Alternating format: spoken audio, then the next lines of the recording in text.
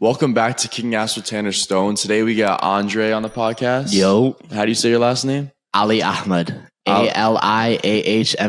You know, I'm a true Lebanese American. So I'm really happy to have you on. And the reason I want to have Andre on is because he's kicking ass in life. He traveled across the world, I'd say, to study abroad all last summer. For how long would you say? So I was studying abroad in Spain for 6 weeks. 6 weeks? Yeah, 6 weeks. And I did some traveling after as well. To Italy as well? Yeah, I went to Italy and I went to Greece. And I went to Morocco and I was in Portugal. I did a little bit. I went everywhere, you know. Wow. I was enjoying myself. I went to Europe for the first time. It's definitely an experience. Something different. That's crazy. I mean, I told you the story about when I went to Thailand and everything. And I looked at myself before that and I was just like a whole different person than what I am now. Yeah. So to start it off, like I'll just ask this question. Looking at the person you were before the whole studying abroad and before you experienced all these different cultures, what changed? See, okay, so I moved down to Florida. That was like the first phase of like changing a lot because it really got me out of my comfort zone. Like moving down here and trying to like meet new people was very hard for me at first. Mm-hmm. Like that first semester of freshman year was like the toughest year.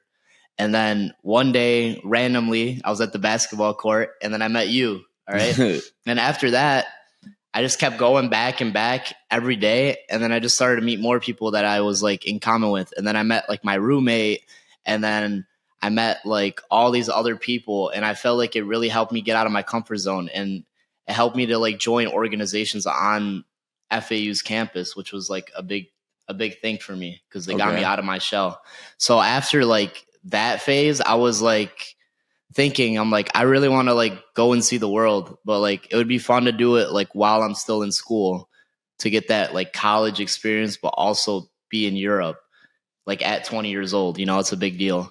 So you know, I was talking with my parents, consulting with them. They said, go ahead and do it. So I was like, you know what? I'm going to go and do this, like this cool, like experience. I talked to other people that did that same one that I did. Cause I did the Sevilla study abroad, which is directly through FAU. So they provide professors and they plan out events for the 6-week period that we're there.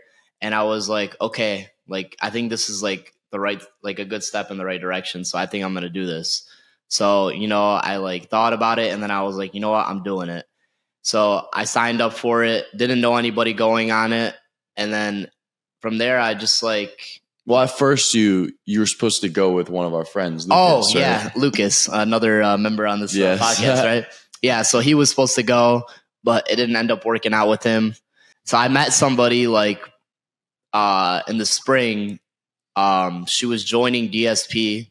So I met her and we ended up finding out that we were studying abroad together, which really like helped me a lot because it was like, at least I know one other person that's going. So that ended up working out in my favor. So I knew one person going, but then I got there and it was a group of FAU students. So it wasn't just me. It was 30 other FAU kids that didn't know anybody and were shy. And like the first day it was like tense because everybody was nervous. But then once everybody got to know each other, we all clicked. We all were hanging out every day. We were going out, you know, doing everything together, eating, you know, just learning together, like going and seeing cool monuments. And it was a fun time for sure. So for someone who's kind of interested in studying abroad, I mean, when I went to college for my 1 year and I'm still going to take some online classes, so I'm basically studying abroad in New York, I'd say. Yeah. For someone who wants to do that stuff, what could they expect? Like, because you said everybody was shy at first and then you started making friends, going out. Yeah. I mean, because you said when you came to FAU, you were a lot more shy than you are now. Yeah, I was very shy like back then. Like it was hard for me to like leave my room. I felt like sometimes because it was like, I don't want to see people. But then I started to get out of my shell and like know people. And it was like, I got comfortable around like new people. So it was easier to like be myself. Like with you're moving to New York. It's going to be like an easier transition than me like going to Spain for 6 weeks, because it's like, it's still Americans at the end of the day. So it's easier to blend in with them compared to like blending in with a different culture overseas. I think over there they're very like different when it comes to like certain norms. If it's like, I lived with the host family, so when I was going home, one of like their big things was like not taking off your shoes when you get into the house, which is like crazy over here because That it's is like crazy. the floor is dirty. Oh, sorry, I didn't mean to spit. The floor is dirty. Like, why would you want to like make the floor like more dirty? You know what I mean? So it's like, it's just like little things like that were very different compared to like if you were just to like, you're moving to New York, you're still gonna meet people that are like similar because we're all Americans at the end of the day. So we all have like certain cultural things that are like very similar. So I think it won't be as much of a shift. It definitely will be a shift though, because I know you're from Florida, so the weather over there is a little different. It is. The people over there are probably not as friendly. Because, they're basically not even Americans. I mean, it's like a whole different country there. Yeah, New Yorkers are very aggressive. Like when it comes to certain stuff, like they don't want to talk to you on the street. Like here, I feel like everybody's like happy moving around. They're willing to like conversate, but there it's like, you just put your head down and work. 100%. So going off what you said on how the culture is different, people keep on their shoes when they walk in the house. And here it's like you take them off so you don't get anything dirty. What's the craziest thing that you witnessed that you're like, wow, this is kind of different than America? We'll start with like a culture shock at first.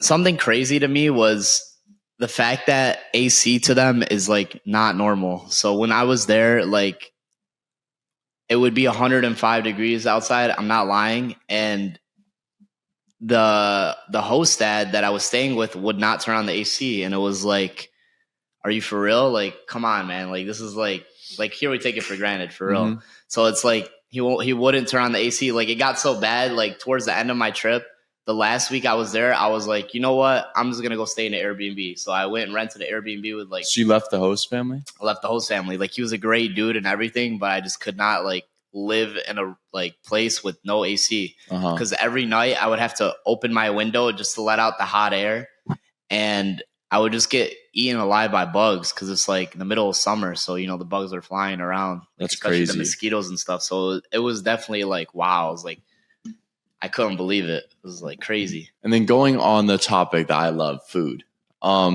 You said you were eating whatever you wanted there. That's what you told me. We had a conversation about this. What's it like? Because I always see that there's a lot of ingredients that are banned in other countries that aren't banned in America. Everybody's taking a lot of steps. What's the difference between fitness and food-wise in Spain and other countries that you visited? Okay, so over there, like everybody's like thin. Like I feel like everybody puts in at least 10,000 steps a day because throughout Europe, you're mostly walking. Like walking is way more convenient than just getting in a car and driving around, especially because there's like no parking over there. It's like very congested. So walking is like the way to get around everywhere. I remember I went to Rome for a day, or I went for 2 days actually. The first day, I remember walking 40,000 steps. Yeah. I've never even done that. Yeah, I know. It was crazy. I was like, wow. Like my feet were killing me, but it was like, man, I walked 40,000 steps. And then I was just like going out and eating whatever I wanted. Like I was in Italy and I was in Rome. I went to like this restaurant. It was so cool. It was in a basement. And you walk down there and they serve you. And it's like they make it inside of the cheese wheel and stuff. Yeah. And then I got pasta and pizza like at the same time. And I ate it and I was still like kind of hungry. So I just kept walking around, picking up food back on my way to the Airbnb. It was like, damn. But also over there, like, so Italy, like they're bigger on like their portions, but you go to Spain, like the portions are very small. They like to do like these appetizers. They're called tapas. Tapas. So they won't have like an actual dinner. Like they'll eat like little tapas and then they'll just drink all day. Really? Yeah, I swear. Like beer to them is like water. Like, that's crazy. It's crazy. So we were like, we would go out, we'd get tapas. They're like these little dishes. It'd be like, could be like sardines. Wait, I don't know if they're like anchovies. Be anchovies, like fries, like just like little dishes, and that's how we would like eat like towards the end of the night. So did you even learn anything in the classes you took, or you really went there for just the experience? Well, I mean, there was some required work for the classes. So what I did was I did all the work before I got there. Mm-hmm. I actually had a really good professor. His name's Joseph Patton. He's a professor at FAU. Okay. He taught the management class. So there was 2 classes. There was like a management class and trying to think. And the other one's like international marketing. The international marketing class was very like quick. It felt like it went by like this because all we did was like we would have class like 4 days a week. We would do like slideshows for like 3 of the days. And then on the 4th day, we'd have a presentation. So we would it would be a group of like 5 or 6 of us going up and presenting about a certain country and what their norms are and how they like market certain items. Mm-hmm. And then for the operations management class, it felt like it was more entertaining, I think, to me, like, because Professor Patton was actually inside of like the actual corporate world. So he understands and he provided a lot of real life scenarios to like certain things to see, especially in management. So that was really good. But honestly, the homework it wasn't too bad. Like I knocked it all out before I even got to Spain. Like he put it all like on canvas before I got there. So I was able to just do it all. So by the time I got there, it was like, okay, like now I can just enjoy myself and go out and explore and see things. That's awesome. Yeah. And then also with the classes, they like provided like different site visits every week. So like one week we went to Sevilla FC soccer stadium and we toured that. Another week we went to like a chocolate factory and saw them like make chocolate and stuff like that, which was really cool.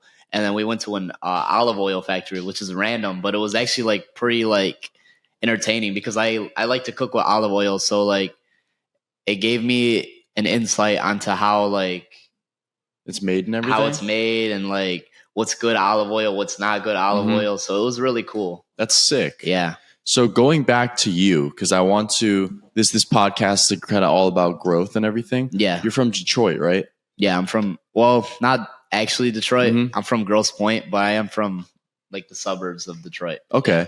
And when you came to FAU, your mindset, why FAU? Like what was your mindset like? Because you said you were a lot more shy and suddenly you wanted to go and study abroad. Like where did this all just come from? Okay, so it's kind of just like getting comfortable over the time. But my mindset originally coming from Michigan, like born and raised there 18 years, my whole life. I was like, man, I need to change the scenery. Like, I don't want to see the same people every day. I was like, I know I'm shy, but like, I know if I get out there, eventually I'll like have to get out of my shell and go and meet new people. And also like, I was like, you know, I made like a chart of like pros and cons of moving to Florida. Really? Pros and cons of like staying home. And a lot of the pros like outweighed the cons, like comparably. The thing that like made me want to stay home was like leaving my family was the hardest thing for sure. It was like, man, like I'm not going to see them as often, but I still go back and see them like once a month at least. Like I'm going back in like a week or two and I'm going to like hang out with them and spend time with them. So that's not too bad. And then also it was just like the weather down here is beautiful. So I was like, you know what? Like, let me like leap over and have something different going on. It's something different and it's something I can definitely like tell my kids one day or even like my family. Cause it's like, I know my dad wasn't able to like go and leave. He was working for his dad, my grandpa, and he wasn't able to have this opportunity. So he wanted me to go and experience the world because he wasn't able to when he was a kid. So I think that was a big thing. And he was fine with me leaving. So I was like, you know what? I'm just going to do it. He wanted me to do it. He wanted me to go to Europe and see new things and enjoy myself because he didn't get to do it when he was a kid. So I was like, you know what? Not everybody has the opportunity to do what I'm doing. So I'm just going to go and do it. And what do you think going to a different topic, when you were in Europe, what was the craziest night out or something crazy that happened when you were there? Something crazy. Let me think. A crazy moment that happened in Europe was like the first weekend I got there and I just had met all these FAU kids. So we all like got together and we planned a trip like right after class. Like we did it within 2 hours. We planned a trip to this like place called Nurha. and they have like these really cool like mountain site Airbnbs. So we went and stayed over there, and it was like a day trip basically. We left at 10 p.m. on a Saturday, got there at like 12. Everybody was kind of cranky, but then once we started, like kicking back, drinks were flowing, we're hanging out. Everybody was just having a great time, and it was so fun. Like it was different for sure, because it was like, man, I would never expect myself to go on a trip with 14 people I just met. So we definitely like made the best of it. There was no Ubers to like leave like our Airbnb, so we started like just walking down the mountain. We got all the way down to the bottom of the mountain, and we found this like little beach club we were hanging out at for a minute. And then once like the sun came up, we were like, okay, it's time to go back. So we called a taxi and we were able to get back. But it was just like, man, we stayed up for. That sounds like a movie. I think we were up for like 24 hours, which was crazy. Yeah. Wow. Yeah, we were like, I was tired as hell after, but it was fun, and it was just like I got to know like so many people. And then also like me and my roommate, we got like very close too. Carlo, yeah, which is one of his good buddies. Yeah. So it was really like cool. Like me and him are like tight like this. Like I just talked to him yesterday. Like we talk a lot. I'm probably going to go up to Tallahassee because that's where he transferred to. He was already planning to transfer like before the study abroad trip. So, I mean, it ended up working out. Like I made like a really good long life friend out of this trip, which was awesome. That's awesome. Yeah, for sure. And then going off of this, how were the clubs like? Because I see on videos they're like 3 stories and some. Oh yeah, so the clubs are crazy. The crowd is a little iffy sometimes. So I went to Madrid. I went to like this. I think it was probably the coolest club I've been to. It was 7 stories. 7 stories. It was 7 stories. Holy It's called Capital. I don't know if anybody's heard of it, but Capital in Madrid had 7 stories. The first story was like American music. The second story was like karaoke. Third story was like reggaeton. Fourth story was like dance music. Was it a giant building? Yeah, it was giant, and it was like just stairs to get up to each floor. And then the top floor had like, I think it had like a restaurant in it. That's insane. It was pretty cool. So we were like, damn, like this is sick. But the only downside about like some of the European clubs is like, I feel like the demographic in there was a little iffy. Like it felt like there was a lot of like old dudes, really, and stuff. Yeah, like so it's a different dudes. Crowd than America. A little creepy, yeah. Like they give off weird ass vibes. Like I know, like personally for us, like we were like with like people from our study abroad that were girls, and a lot of these like creepy ass dudes were trying to like hit on our like friends. Oh wow! And like I'm like I was staying out of it. I don't really care. But like, I have to like look out for them and make sure they're good and there's nothing going on, that is going to harm them. Yeah. Is that somewhere you would want to move in the future, Europe? I don't know. It's just good for a short-term vacation. See, I don't know if I would. Actually, no, I kind of would. I would want to move to like Barcelona. That would be cool. Like I went to Barcelona for a weekend and I fell in love with it. I love the beach over there. It's really nice. Like it's got cool like districts. They got the Goth district, which is sick. They got like cool architecture, like the cathedral. Like they have like one of the nicest cathedrals in like all the world. It's crazy. And then it's just like a really like cool, vibrant place. I feel like I know there's like the thing with the tourists and blah blah blah, but like I went there and didn't experience any issue with that. So I enjoyed myself when I was there. I don't know if I would like specifically want to move there for like a whole like year or something, but like I would like to go like maybe be there for like a month or two, like out of the year and go like stay there. Cause I think Spain is maybe one of my favorite countries now after visiting and staying there for a while. Like it was really cool. It's crazy how different other countries are than America because like I did a lot of research on Japan because I thought I was going to go to Japan for modeling. Yeah. And Japan, you don't eat while you walk. In the trains, it's silent. It's like there's all girl subway trains, which is crazy. Wow. And their culture is just so different. And then when I visited Thailand, everybody is smiling. Everybody's like super duper nice to you. Everything's so cheap. What was the biggest difference from Europe to America that you appreciated and that you would want to live there because of that reason? People in Europe are definitely way more open compared to people in America.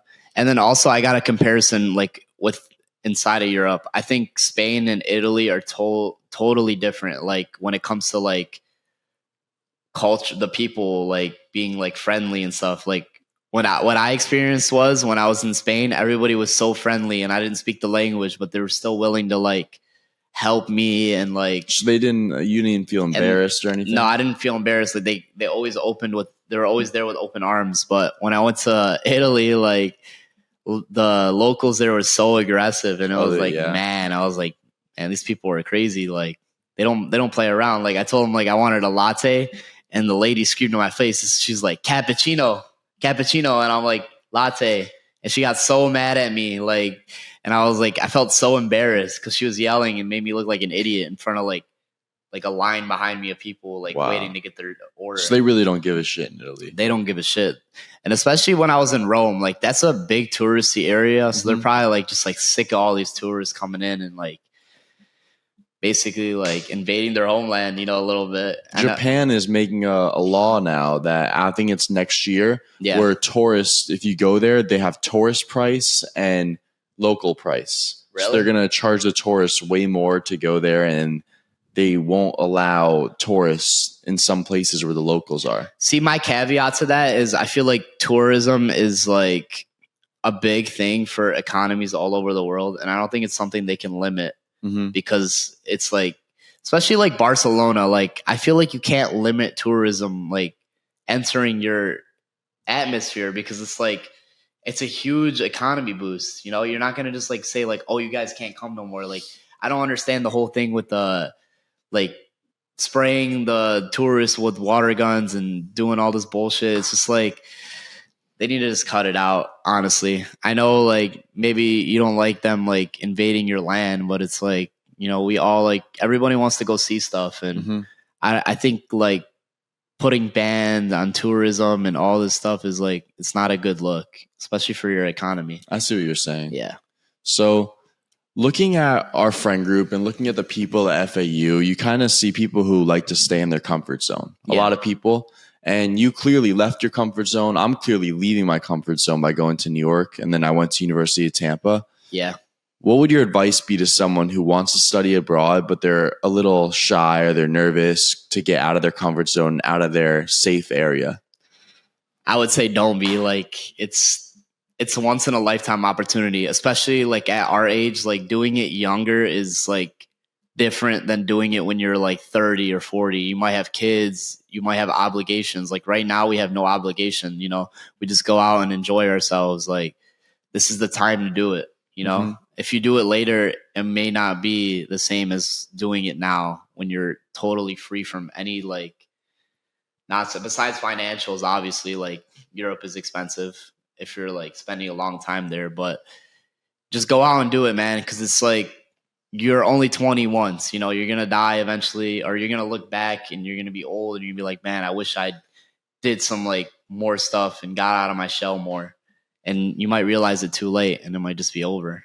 I love that point of view, because I always say you only live once. And I say that a lot, but sometimes it's like, come on, Tanner, like you have to actually lock in sometimes. Yeah, for sure. There's like caveats to that. Like obviously like don't go off your like goals and your path and say, oh, you only live once, but also like try to have fun in life. I feel like that's the most important part. Some people forget about having fun and doing cool stuff. Like I know a lot of our friends are always working and stuff like that. And I understand they got to like take care of their family and take care of things, but don't forget about having fun, because if you're not having fun, you're going to be miserable. Like I agree with that. Life is too short to be sitting there. We're going to be working our whole lives in a minute. So like enjoy your 20s while they last. I mean, I think early 20s. I love that piece of advice. I think the most important thing in life is to create memories. I always stand by that. Create memories with the people you love. For sure. It could be like your wedding day. It could be you traveling. It could be anything like that. Yeah, 1,000%. I think that's the biggest thing. I think it's the biggest thing. Like I feel like it's more important than going out and buying all these like cool, extravagant things. Like go out and spend it on traveling and doing fun stuff with the people you love. Because like at the end of the day, like if you don't have cool people around you, it's like, what's the point of living? You know what I mean? 100%. You can have a nice car, but if you don't got anybody in the passenger seat, it don't matter. You know what I mean? So do you think that you could be happy alone? No, I don't think so. Not at all. No, if I don't have like people around me, it's like, what am I doing it for? You know what I mean? Yeah. What am I working for if there's nobody around me to enjoy it with? So do you feel like money can buy happiness? Like, I know that's like a whole different topic, but the reason I'm asking this is because let's say you're rich and you're alone. Do you think you could be happy because you have a bunch of money? See, like, okay, now I might contradict myself. I think money, it doesn't buy happiness, but it helps solve problems for sure. Mm-hmm. And like making money is always a good thing, but you want to be like, you want to have a good balance in life. Like you want to be making good money, but you also want to be enjoying yourself. Like I wouldn't like put off like your friends and family all the time just because you're sitting there grinding, but also get on your grind and do stuff. I don't know how to explain it. It's no, I know what you're saying. It's just about finding a balance. Like, you know, like you do want to go out there and be successful and make a name for yourself, but you also want to support the people around you and be able to enjoy it with them. I think money can buy short-term happiness. For sure, it can. Yeah. Yeah, I don't know about long-term, but it definitely can buy short-term happiness. Like you get a nice car, it's like, wow, nice toy, you know? But eventually you're going to be like, damn, like I'm all by myself. Like I'm not doing it with anybody I love. So it's like, what's the point? 100%. Yeah. So let's end it on a positive note. I really appreciate you coming on the podcast, explaining your whole journey from FAU to being literal, staying in your room, playing video games, to going outside, playing basketball, traveling the world. Like I admire that. A lot of people stay in their shell, and thank you for coming on the podcast and explaining how you got out of your shell. Thanks for having me. You know, I'm always here. Thank you, man. Yeah, for sure. So if you're watching this far, do what Andre did. I mean, get out of your shell, explore. Go travel. Go see the world. Travel, explore the world. Try something new. Anything you can do that doesn't run you too much money. So, yeah. Peace. Take it easy.